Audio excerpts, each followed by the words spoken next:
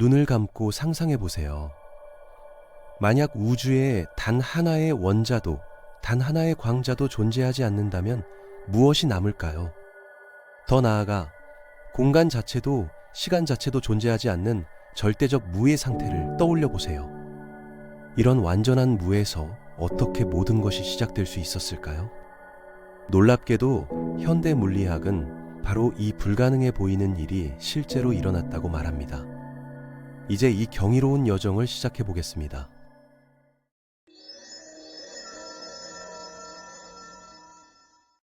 우리는 양자역학이라는 현실의 가장 기묘한 층위를 탐험하며 그것이 어떻게 우주 전체의 운명을 결정짓는지 알아볼 거예요.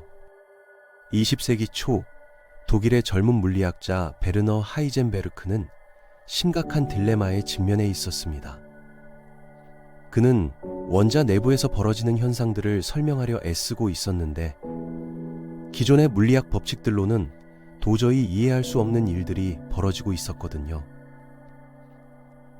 전자가 원자핵 주위를 돈다면 고전 물리학에 따르면 에너지를 잃고 나선형으로 떨어져 원자가 즉시 붕괴해야 했습니다. 하지만 원자들은 안정적으로 존재했죠. 설상가상으로 하이젠베르크는 극심한 꽃가루 알레르기에 시달리고 있었어요. 답답한 머리와 막힌 코 때문에 사고가 흐려진 그는 결국 북해의 작은 섬 헬골란트로 피난처를 찾아 떠났습니다. 바로 그곳에서 현실에 대한 우리의 이해를 완전히 뒤바꿀 혁명적 발견이 이루어졌어요. 하이젠베르크가 헬골란트에서 깨달은 것은 충격적이었습니다. 우리는 전자의 정확한 궤도를 관측할 수 없다는 사실이었거든요. 우리가 실제로 측정할 수 있는 것은 전자가 한 에너지 준위에서 다른 준위로 뛸 때 방출하는 빛의 주파수뿐이었어요. 그렇다면 왜 관측할 수 없는 것을 계산하려 애쓸까요? 이 통찰을 바탕으로 하이젠베르크는 완전히 새로운 수학적 접근법을 개발했습니다. 그의 방정식들은 작동했지만 그가 발견한 세계는 상상을 초월할 정도로 기괴했어요. 이 새로운 수학은 전자가 정확히 어디에 있는지 말해주지 않았습니다. 대신 어디에 있을 가능성이 높은지만 알려줄 뿐이었죠. 더욱 놀라운 것은 하이젠베르크가 발견한 불확정성 원리였습니다. 입자의 위치를 정확히 알수록 그 속도에 대한 정보는 더욱 모호해지고 반대로 속도를 정확히 측정하려 하면 위치가 불분명해진다는 것이었어요. 이는 단순히 측정 기술의 한계가 아니라 자연의 근본적인 법칙이었습니다. 이 원리의 놀라운 결과 중 하나는 절대 영도에서도 입자들이 완전히 정지할 수 없다는 거예요. 아무리 온도를 낮춰도 양자 역학적 떨림, 즉 0점 에너지가 항상 남아있게 됩니다. 더 나아가 에너지와 시간도 불확정성 관계에 있어서 매우 짧은 시간 동안은 에너지 보존 법칙이 위반될 수 있어요. 이것이 의미하는 바는 충격적입니다. 완전히 비어있다고 생각되는 진공조차도 실제로는 가상 입자들이 끊임없이 생성되고 소멸하는 활발한 공간이라는 것이죠. 양자 진공이라 불리는 이 현상은 우주 전체를 채우고 있으며 진정한 의미의 무는 존재하지 않는다는 것을 보여줍니다. 하지만 양자 역학의 영향은 원자 세계에만 국한되지 않아요. 우리의 존재 자체가 양자 효과에 의존하고 있거든요. 태양이 빛나는 이유를 생각해 보세요. 19세기 물리학자 켈빈 경은 태양의 나이를 계산해 봤습니다. 만약 태양이 단순히 중력 수축에 의해 가열된 가스 덩어리라면 기껏해야 수천만 년 정도밖에 타지 못했을 거예요. 하지만 지질학적 증거들은 지구가 수십억 년 동안 태양빛을 받아왔다고 말하고 있었죠. 해답은 핵융합에 있었습니다. 태양 내부에서는 수소 원자핵들이 헬륨으로 융합하면서 엄청난 에너지를 방출해요. 하지만 여기에 문제가 있었습니다. 태양 중심부의 온도는 약 1500켈빈인데 이 온도에서는 양성자들이 전기적 반발력을 극복하고 융합하기에 충분한 에너지를 갖지 못하거든요. 조지 가모브가 이 수수께끼를 해결했어요. 그는 양자역학의 불확정성 원리 때문에 원자핵을 단단한 공처럼 취급할 수 없다는 것을 깨달았습니다. 양자 수준에서 모든 것은 흐릿하고 확률적이에요. 두 원자핵이 충돌할 때 그들의 위치는 확률 구름으로 퍼져 있고 이 구름의 일부분이 강한 핵력이 작용할 수 있을 만큼 가까워질 확률이 존재합니다. 이것이 바로 양자 터널링 효과예요. 고전 물리학적으로는 불가능한 에너지 장벽을 양자역학적으로 뚫고 지나가는 현상이죠. 태양뿐만 아니라 모든 별들이 빛날 수 있는 것은 바로 이 양자 터널링 덕분입니다. 별들의 일생에서 양자역학은 또 다른 중요한 역할을 해요. 거대한 별이 생을 마감할 때 일어나는 초신성 폭발에서 말이죠.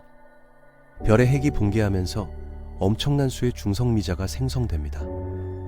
중성미자는 약한 핵력만 느끼는 매우 특이한 입자로 1광년 두께의 납도 거의 방해받지 않고 통과할 수 있을 정도로 물질과 상호작용을 거의 하지 않아요.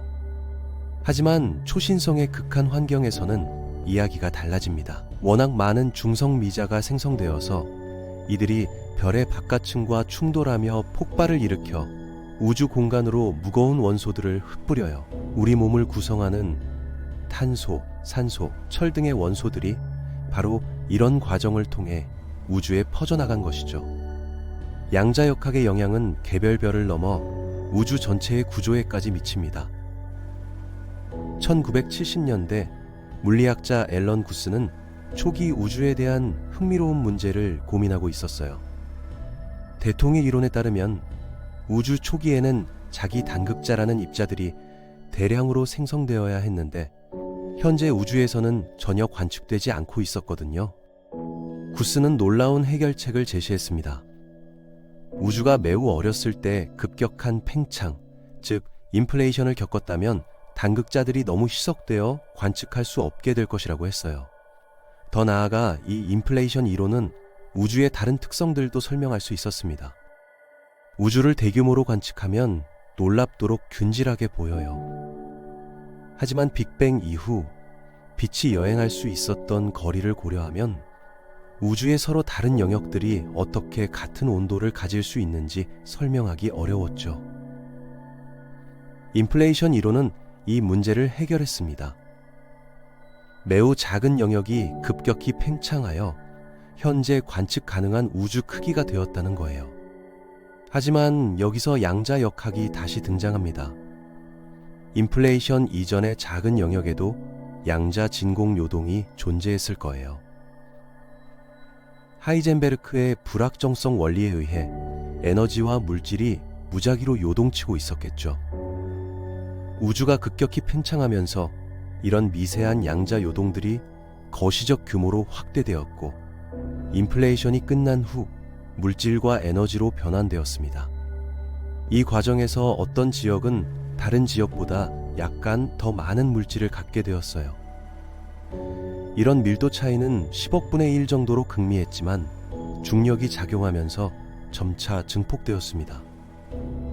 빅뱅 후 수억 년이 지나면서 이런 작은 차이들이 최초의 별과 은하를 형성하는 씨앗이 되었죠. 우리는 여전히 우주 마이크로파 배경 복사에서 이런 원시 양자 요동의 흔적을 관측할 수 있어요. 놀랍게도 현재 우주의 거대 구조, 은하들의 분포, 심지어 우리의 존재까지도 모두 양자 요동에서 시작된 것입니다. 그렇다면 우주 자체는 어떻게 시작되었을까요?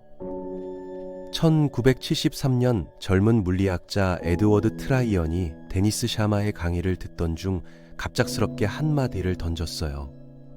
아마도 우주는 진공 요동일 것입니다. 방 안에 웃음소리가 터졌지만 트라이언은 진지했습니다.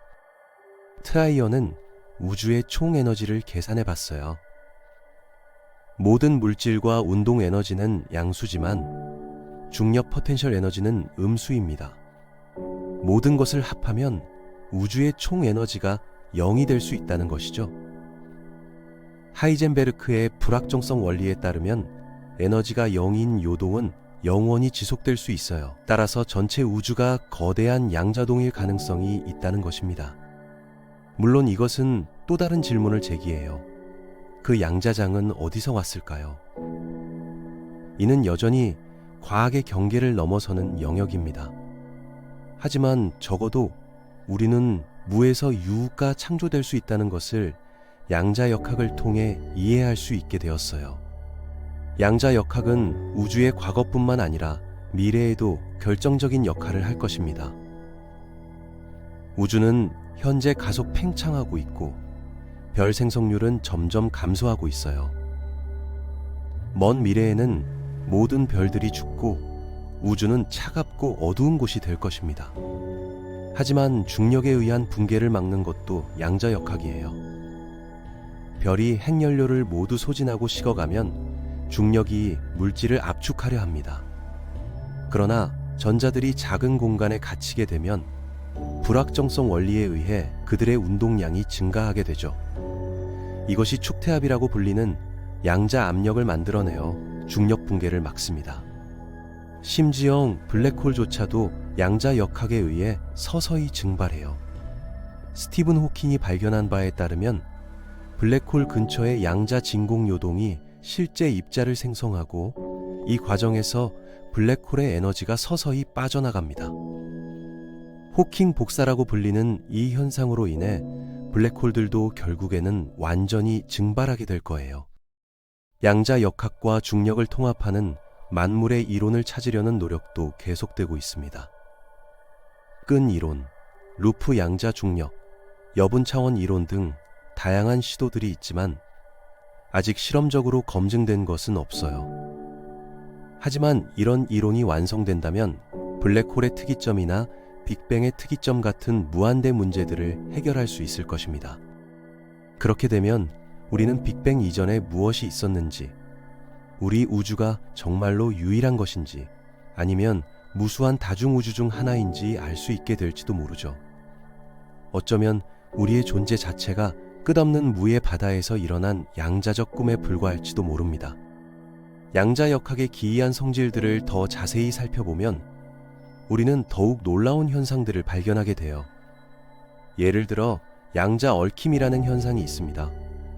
두 입자가 한번 상호작용을 하면 아무리 멀리 떨어져 있어도 하나의 상태를 측정하는 순간 다른 하나의 상태가 즉시 결정되죠.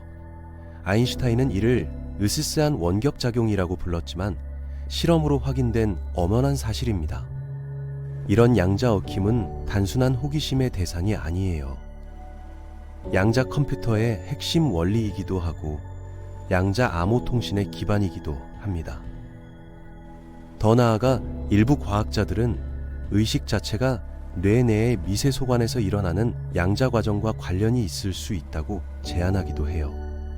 양자역학의 또 다른 신비로운 측면은 측정 문제입니다. 양자 시스템은 관측하기 전까지는 모든 가능한 상태의 중첩으로 존재하다가 측정하는 순간 하나의 확정된 상태로 붕괴한다고 여겨져요. 하지만 정확히 언제, 어떻게 이런 붕괴가 일어나는지는 여전히 논쟁거리입니다. 이 문제를 해결하기 위해 다양한 해석들이 제안되었어요. 코펜하겐 해석은 측정 행위 자체가 파동함수를 붕괴시킨다고 봅니다. 반면 다세계 해석은 모든 가능한 결과가 실제로 일어나지만 각각 다른 평행 우주에서 일어난다고 주장하죠. 만약 이것이 사실이라면 지금 이 순간에도 무수한 당신이 무수한 우주에서 서로 다른 삶을 살고 있을 거예요. 양자역학의 영향은 생물학에서도 발견되고 있습니다. 광합성에서 식물이 빛 에너지를 화학 에너지로 변환하는 과정에서 양자 간섭 효과가 중요한 역할을 한다는 것이 밝혀졌어요. 또한 새들이 지구 자기장을 감지하여 방향을 찾는 능력도 양자 얽힘과 관련이 있을 수 있다고 여겨집니다. 심지어 DNA의 돌연 변이도 양자 터널링과 관련이 있어요. 수소 원자가 양자 역학적으로 위치를 바꾸면서 염기쌍의 결합이 변할 수 있고 이것이 진화의 원동력 중 하나가 될 수 있습니다. 따라서 생명의 진화 자체도 양자 역학적 과정의 결과라고 볼 수 있죠. 하이젠베르크가 헬골란트의 작은 섬에서 불확정성 원리를 발견한 지 거의 100년이 지났습니다. 그 작은 깨달음에서 시작된 양자역학은 이제 우주 전체의 과거와 미래를 설명하는 열쇠가 되었어요. 태양이 빛나는 이유부터 은하의 형성, 우주의 탄생과 죽음에 이르기까지 모든 것이 양자역학과 연결되어 있습니다. 우리가 존재할 수 있는 것도, 이 글을 읽을 수 있는 것도, 심지어 생각할 수 있는 것도 모두 양자역학 덕분이에요. 별 내부의 양자 터널린이 만든 무거운 원소들이 우리 몸을 구성하고 원시 우주의 양자 요동이 지구라는 행성을 만들어냈거든요. 미시세계의 불확정성이 거시세계의 확실성을 만들어낸다는 것, 무에서 유가 창조될 수 있다는 것, 관측행위 자체가 현실을 결정한다는 것 마이너스. 이 모든 것들이 우리의 상식을 뒤흔들어요. 하지만 바로 그런 기이함 속에서 우주의 진정한 아름다움과 신비로움을 발견할 수 있습니다. 양자역학은 여전히 많은 수수께끼를 간직하고 있어요. 파동함수의 붕괴는 정확히 언제 일어나는 걸까요? 슈레딩거의 고양이는 정말로 죽은 상태와 살아있는 상태의 중첩에 있을 수 있을까요? 다중세계 해석이 맞다면 무수한 평행우주가 존재하는 걸까요? 이런 질문들에 대한 답을 찾아가는 과정에서 우리는 현실의 본질에 대해 더 깊이 이해하게 될 것입니다. 그리고 그 여정은 헬골란트에서 하이젠베르크가 경험했던 것처럼 때로는 가장 예상치 못한 순간에 가장 놀라운 발견으로 이어질지도 모르죠. 결국 양자역학이 우리에게 가르쳐주는 것은 우주가 우리가 생각하는 것보다 훨씬 더 신비롭고 아름다운 곳이라는 거예요. 불확정성 속에서 확실성이, 무에서 유가, 혼돈에서 질서가 태어나는 곳. 그리고 바로 그 기이한 양자세계 덕분에 우리가 여기 존재하며 우주에 대해 궁금해하고 그 신비를 탐구할 수 있는 것입니다.